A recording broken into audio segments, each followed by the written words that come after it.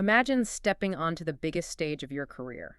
You're not just an actor anymore, you are a cultural figure, a king. Millions of people are looking to you. The applause is just deafening. But what the world doesn't know, what no one can see, is that you are fighting a secret, brutal war. A 4-year battle against a silent enemy, completely hidden from the camera. It's the ultimate paradox. The man who brought this unconquerable hero T'Challa to life he was showing a resilience that's far greater than any superhero, all off screen. That man was Chadwick Boseman. And the news of his passing in 2020, at just 43 years old, it left this huge vacuum in Hollywood. But today, we're not just focusing on the loss. No, we're looking at how his influence hasn't just endured, but has been permanently cemented. Welcome to Starscope Report. We dive deep into the biggest stories behind the fame, uncovering Hollywood drama, music industry shakeups, and all those viral influencer scandals. From the huge industry announcements to the quiet battles fought off camera, we get into the real stories behind the headlines. And today, we're doing a deep dive into the extraordinary legacy of Chadwick Boseman. We're focusing on how a hero is officially, canonized. Right. The permanent honors, the institutional memory, all of it. It's about how his impact is being preserved, not just in memory, but in history. Okay, so let's start with the most physical acknowledgement, the big one. The Walk of Fame star. Exactly. Chadwick Boseman is being posthumously honored with the 2,828th star on the Hollywood Walk of Fame, specifically in the motion pictures category. And this isn't just another star on the sidewalk. You have to look at the official statement from the Hollywood Chamber of Commerce. What did it say? They cited his, and I'm quoting here, powerful performances and enduring impact both on and off screen. They're explicitly saying his work continues to inspire generations. So it's not just about the movies themselves, it's about the moral weight he carried. Precisely. It's about the culture, not just the box office. So the details are all set. The star is going up on Hollywood Boulevard at 6904 specifically. And the ceremony is planned for late 2025, Thursday, November 20th. And for everyone listening, yes, it will be streamed live.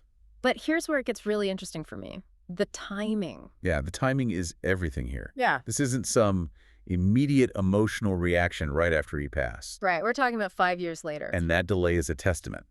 It allows the industry to move past the initial grief and really reflect on the scope of his impact.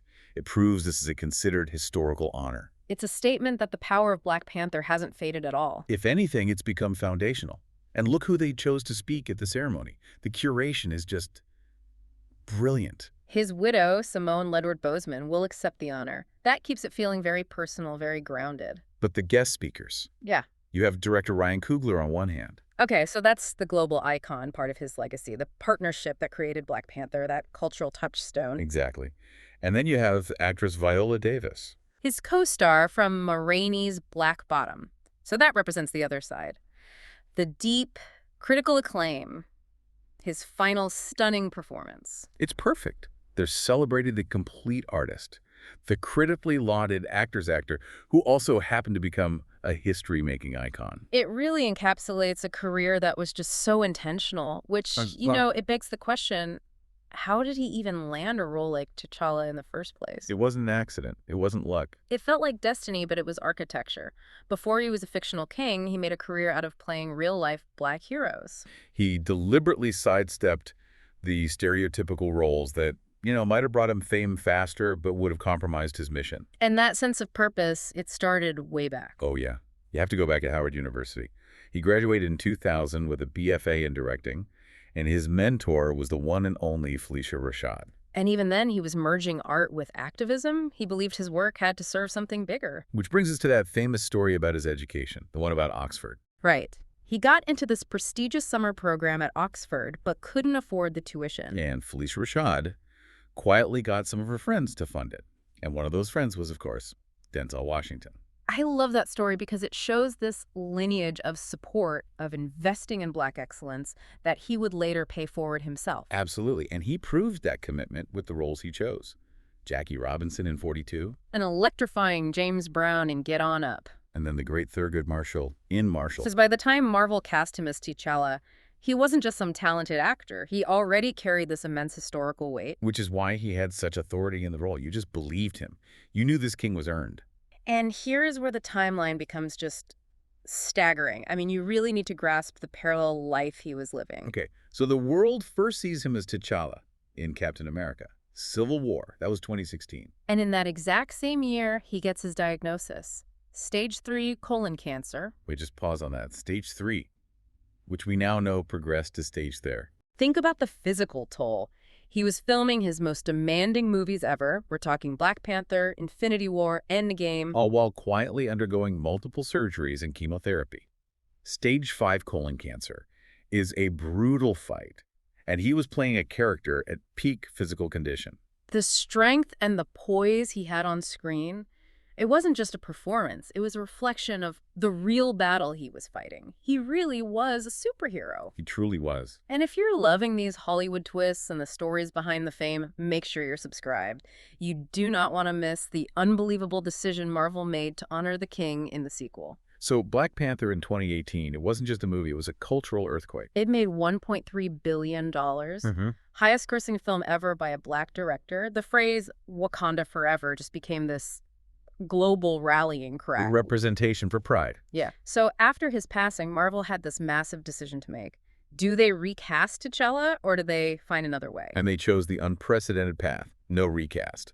Which permanently fused the actor with the character. They basically said Chadwick Boseman is T'Challa, period. I mean, for the biggest media franchise in history, to change its entire plan, to take on that kind of financial risk, just to honor an actor. That is the ultimate sign of respect. The highest form. And the sequel, Wakanda Forever, became this global tribute. People who saw it said you could feel the grief in the film. It wasn't just the characters grieving T'Challa. It was the actors, the crew, the audience, all grieving Chadwick together. And his final roles really solidified his artistic greatness, too. Ma Rainey's Black Bottom got him that posthumous Oscar nomination. And the Golden Globe win, 2 SAG Awards, even a Primetime Emmy for his voice work in What If? But the star on the Walk of Fame, that's just a static marker, right? Right. The most powerful part of his legacy is that it's alive. It's active. It's still serving that purpose he cared so much about. And that's where his widow, Simone Ledward-Boseman, has been so incredible. She's turned this tragedy into real activism. Using huge platforms like the NAACP Image Awards to talk about a public health crisis. Specifically, the racial disparity in colon cancer. The numbers are just shocking. Black people are 20% more likely to get it. And 40% more likely to die from it. So her message, her plea for people to please get screened, it directly honors the invisible fight that he fought. It's saving lives. It's the ultimate continuation of his philosophy, that his life and his art had to serve a purpose. And you see it in education, too. The commitment is being institutionalized. His alma mater, Howard University, renamed its College of Fine Arts for him. The Chadwick Boseman College of Fine Arts, the very place where he was mentored. It's such a full circle moment. And then Netflix steps in with the first donation for a $5.4 million endowment. Creating the Chadwick Boseman Memorial Scholarship. Yeah. It covers 4 years of tuition for students who show artistic passion and a commitment to service. So a scholarship funded by a major studio, inspired by his purpose, helping students at the same place where Denzel Washington helped pay for his journey. It's incredible. His legacy isn't just being remembered. It's actively creating opportunities. It's saving lives. That's what separates a great actor from a true cultural icon. It really is. Stay tuned and hit that subscribe button because the impact of this legacy is clearly just beginning. We've seen how in just 43 short years, he built this career defined by purpose, embodying real heroes before he became a fictional one. All while waging that silent, powerful battle. The star at 6904 Hollywood Boulevard makes his name permanent.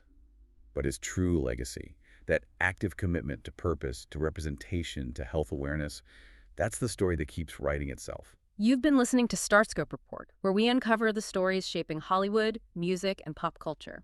Thanks for tuning in, and don't forget to subscribe for more stories that keep the stars shining.